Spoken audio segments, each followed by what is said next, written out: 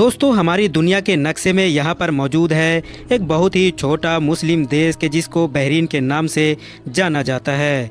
वैसे तो पिछले कुछ दिनों से भी ये काफ़ी चर्चाओं में रह चुका है क्योंकि इजराइल और फ़लस्तीन की कॉन्फ्लिक्ट में ये एकलौता ऐसा मुस्लिम देश है कि जिसने खुलकर इजराइल और अमेरिका का साथ दिया।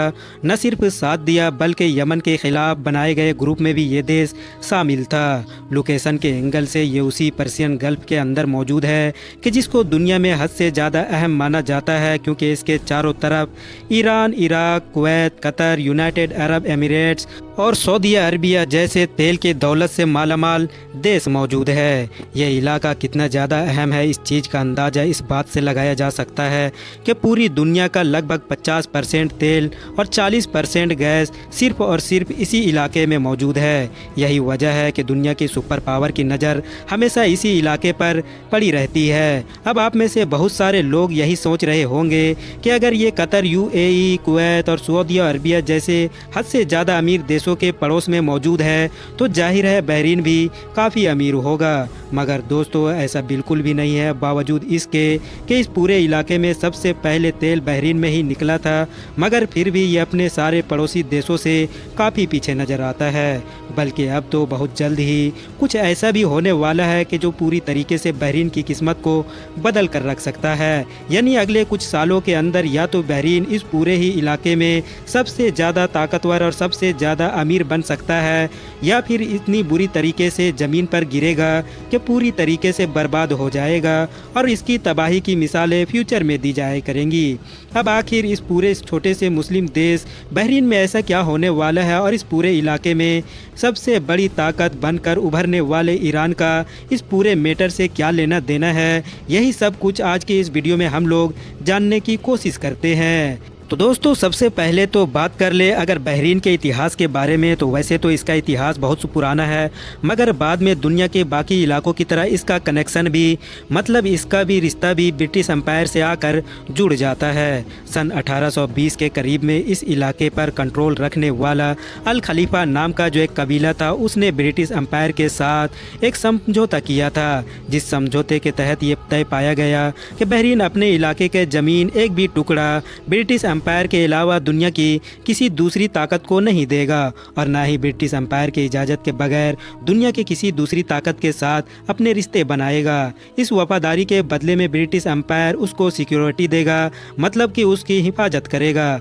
जाहिर है इसमें दोनों के ही मज़े थे क्योंकि अब बहरीन भी अपने आसपास के सभी दुश्मनों से बेफिक्र हो चुका था, जिसको लेकर वो एक लंबे वक्त से ही परेशान रहा करता था। इसके बाद बहरीन ने बड़ी तेज़ी के साथ तरक्की हासिल करना शुरू किया और जाहिर है लोकेशन के एंगल से बहुत अच्छी जगह पर मौजूद था, तो एक टापू की तरह था।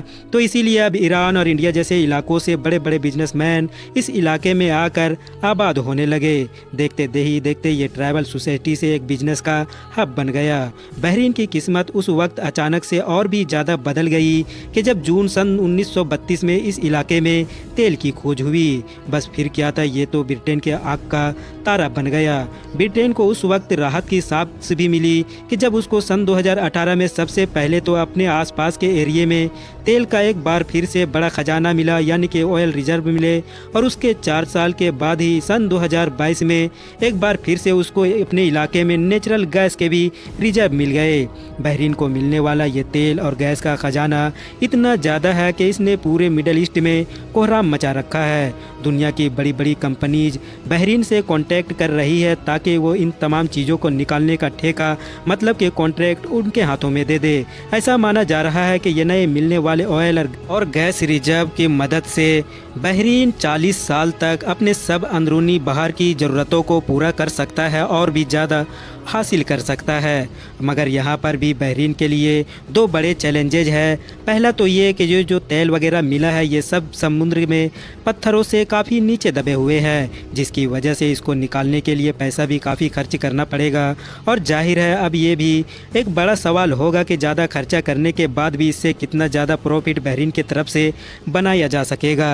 इसके अलावा जब नीचे ज़्यादा है और पैसा ज़्यादा लगेगा तो निकालने में वक्त भी ज़्यादा लग सकता है, और इस पूरे वक्त में बहरीन की हुकूमत के लिए खतरे की घंटी बजती ही रहेगी। उसके लिए ज़रूरी होगा कि वो अपने तमाम खर्चों को कम करे और ख़ास तौर से जो आम पब्लिक के ऊपर इतनी ज़्यादा फ्री फैसिलिटीज देती है, ये सब्सिडीज वगैरह दी जा रही है, उन सब पर कंट्रोल करना शुरू कर दे।